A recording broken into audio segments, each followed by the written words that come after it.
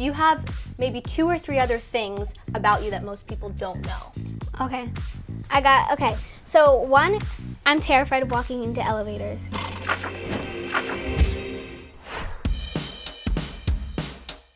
What's up, guys? I'm Molly Argue, and this is Young Hollywood. I am joined by Jenna Ortega. Hey, everyone. I'm so excited to have you here. First, you have to tell me, because I'm sure you hear this all the time, but you've accomplished so much already in your life. How did you come to acting, and how did you know that was your dream and that was what you were going to pursue?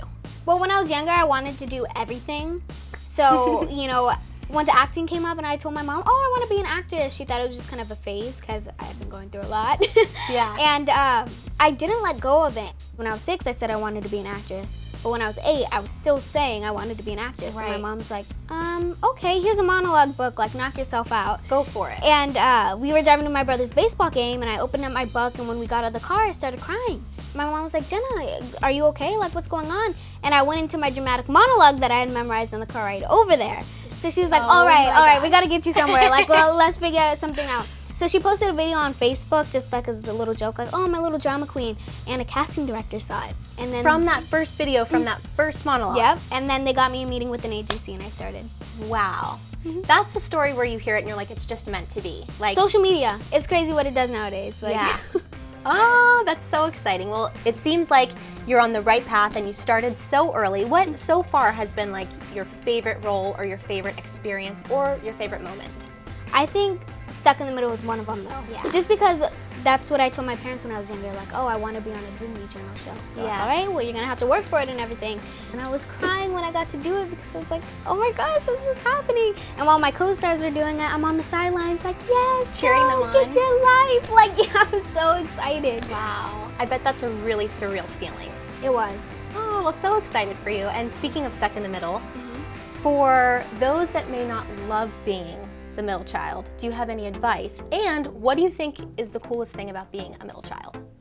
Well, for advice, I think a lot of people feel like they're overlooked. And even though it may feel like that sometimes and things may get a little chaotic, just remember all those special moments you have with your siblings. Because, you see it in TV shows and it's oh, they're having a heartwarming moment. All I remember is arguing with my siblings. But it's sometimes you just gotta sit down and take a moment and realize wow, we really do care about each other like that. Another cool part about it is you can hang out with the older kids and the younger kids. There you go. So depending on your mood. Yeah. If you want to be super serious and mature, you can hang out with the older kids. Yeah. If you want to go serious conversation. Play, yeah. That's nice. That's a good way to look at it. I love that. Yeah. Super cool. And you were talking earlier about social media, saying, you got to do it and how crazy it is, also how important it is. Yes.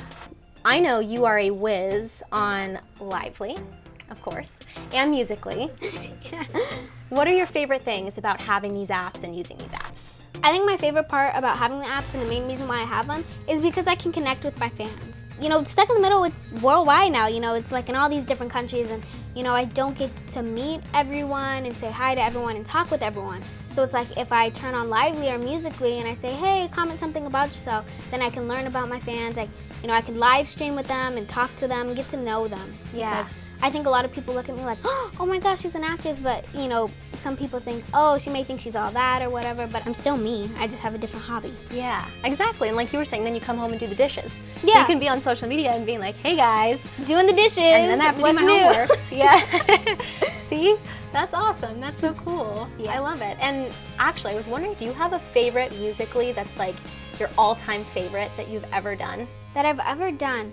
Whenever I do Musicallys, each one takes me 30 minutes just because I have to make sure everything's right. I'll do 5 of them and they'll all be pretty good, and I'll be no.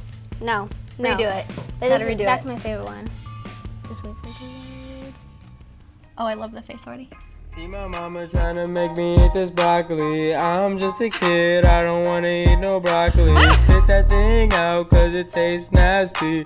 I don't want this broccoli, so I ain't gonna eat.